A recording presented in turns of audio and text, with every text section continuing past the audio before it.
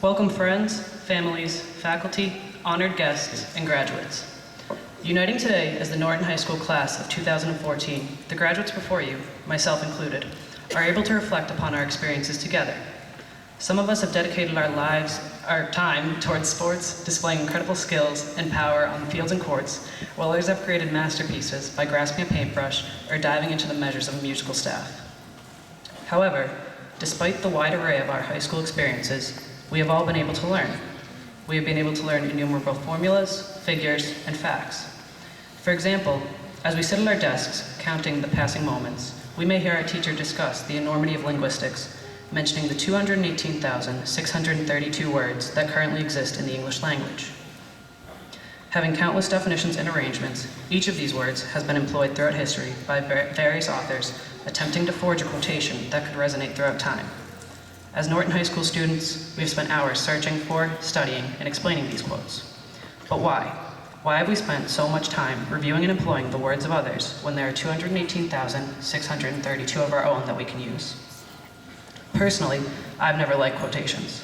Integrating and explaining them has always been a tedious task, forcing me to navigate through my mind akin to a mouse trapped amongst the walls of a maze in search of a meager morsel of cheese. Each graduate that stands on this stage with me has traveled through a maze, going forwards and backwards, left and right, and sometimes in a complete circle. Finally, however, we have each neared the end of our respective mazes, walking across this stage and accepting our diploma, our metaphysical cheese at the end of the labyrinth. However, some of us still face blockades that impede our journey. Personally, I need to round one last corner, the speech. Hearing that I would be speaking at graduation, I was simultaneously excited and nervous. I wasn't afraid of having to complete one last assignment or having to speak in front of a large crowd, though now I realize both are equally intimidating. But rather, I was afraid of one thing, finding a quote. Having sat through numerous graduation ceremonies for my family and friends, I know that most speeches consisted of one central idea, punctuated by abundant quotations. Truthfully, I initially attempted to create a speech without any quotes, hoping to silently protest the task that I had resented for years. However, each line that I wrote, each message that I sought to express, seemed hollow. Finally, after several failed attempts and a few phone calls with some friends, I surrendered and decided to find a quote. By simply turning the pages of a book, the statements of great individuals, ranging from Aristotle to Zac Efron, seemingly inundated my mind, effortlessly filling the hollows of my writing. As much as I didn't want to admit it, finding a quote, finding that one that seemed to coincide with my ideas perfectly, was truly rewarding. Blinded by my previous aversion to quotes, my final high school composition, that last corner that I needed to round, tested my scholastic capacities. Yet, by opening my mind to the ideas of others, by sharing a few of the 218,632 words that exist each moment, I was able to advance.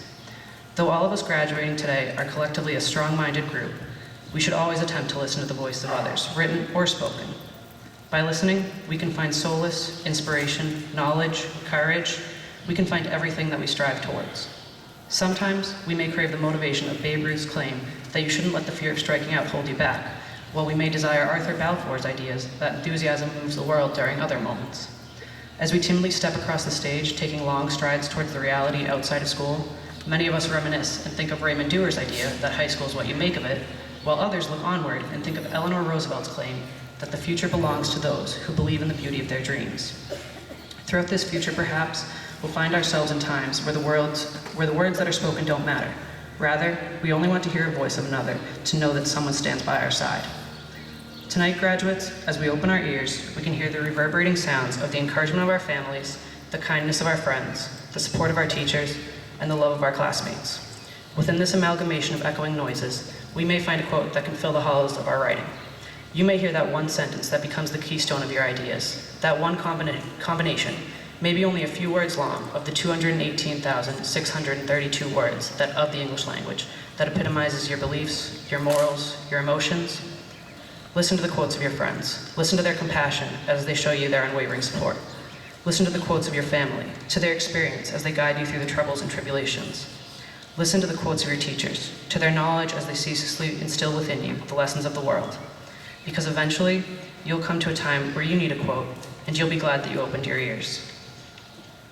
Or perhaps, as you listen, you might discover the one voice that truly matters, your own. Throughout this process of overcoming my last obstacle, I was able to find my voice, and with it, produce my own quotation. Accept it. Though only 2 words, this quote exemplifies each lesson learned during my maze-like journey throughout high school. Accept the ideas of others, accept a helping hand, accept everyone's differences, and accept yourself. What statement exemplifies your experience as class of 2014? What will your quote be? You have 218,632 words and countless combinations to create it. Remember that, however, that though we all need the support of another's quote to fill the hollows of our writing, in the end, your words are the ones that matter. Never lose your voice, graduates of 2014. Congratulations.